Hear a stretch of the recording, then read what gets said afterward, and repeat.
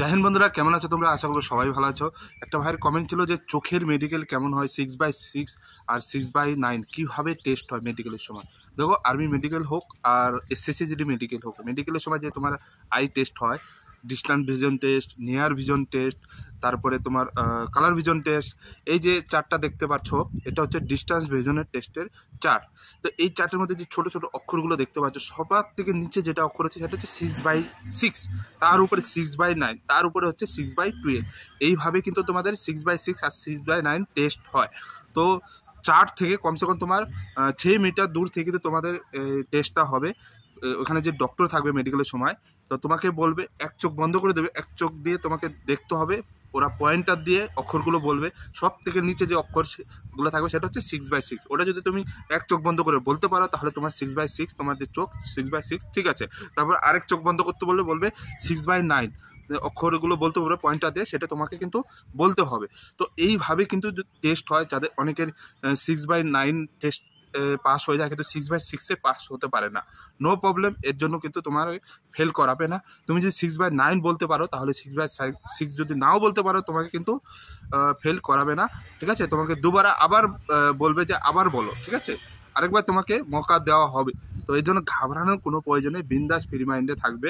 যখনই কোনো মেডিকেল হয়, আর্মি মেডিকেল হোক, এসএসসি মেডিকেল হোক, মেডিকেলের আগের দিন তুমি যেখানে তোমার যে গ্রুপ সেন্টারে তোমার মেডিকেল পড়বে, আগের দিন চলে যাবে, গিয়ে সকালবেলা উঠে স্নান টান করে ভগবানের প্রার্থনা করে তারপরে তুমি মেডিকেলের সময় যাও। দেখো, তোমাকে কেউ ফেল করাতে পারবে না, কিন্তু তুমি ফ্রি মাইন্ডে যাবে। আর তোমার যে বেশভূষা, পোশাক টোশাক একদম ভালো পোশাক পরে, পরিচ্ছন্নতা হয়ে, তারপরে মাথায় চুল টুল কেটে একদম পরিষ্কার পরিচ্ছন্ন হয়ে তুমি মেডিকেলে সময় যাবে। ওকে, এইভাবে কিন্তু তোমাদের ডিস্টেন্স ভিজন টেস্ট চারটে দেখতে পাচ্ছ। সব থেকে নিচে হচ্ছে 6/6, তার উপরে 6/9। যদি এগুলো বলতে পারো তাহলে তোমার চোখ ঠিক আছে, ঠিক আছে, তোমাকে ফেল করাবে না, আনফিট করাবে না।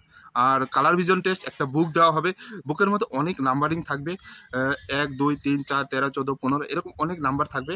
তো কালারের মধ্যে বন্দি দিয়ে তোমাকে কিন্তু নাম্বারিংগুলো বলতে হবে। ওখানে যে ডক্টর থাকে পেজটা পাল্টি করবে, 1 থেকে 2 সেকেন্ড টাইম, ওই টাইমের মধ্যে কিন্তু তোমাকে নাম্বারগুলো বলতে হবে। যদি বলতে না পারো তাহলে কিন্তু অসুবিধায় পড়ে যাবে।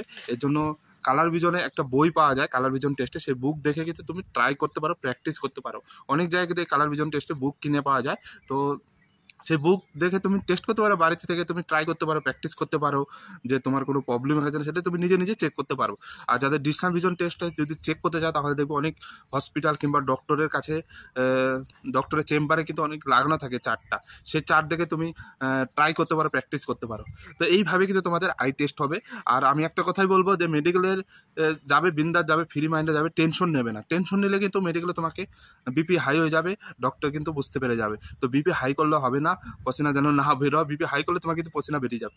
তো বিন্দাস যাবে, ফ্রি মাইন্ডে যাবে, আরামসে পাস হয়ে যাবে। কেউ কিচ্ছু বলবে না, চুপচাপ থাকবে, মুখ বন্ধ করে রাখবে, ডক্টর যা বলবে সেটাই শুনবে, তাহলে দেখবে আরামসে তুমি পাস হয়ে যাবে। ওকে, তো আজকের মতো এখানে শেষ করছি।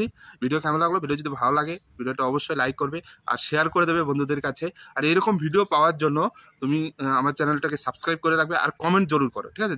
যদি কমেন্ট করতে পারো তাহলে অবশ্যই আমি ভিডিও দিতে পারবো, ঠিক আছে। কমেন্ট করো, যে কোনো প্রবলেম, ফৌজের মেডিকেলের প্রবলেম কিংবা তোমার ফিজিক্যালের প্রবলেম থাকলে কমেন্ট করো, অবশ্যই আমি ভিডিও দেবো। তো আজকের মতো এখানে শেষ করছি। সবাই ভালো থেকো, সুস্থ থেকো। জয় হিন্দ, জয় ভারত।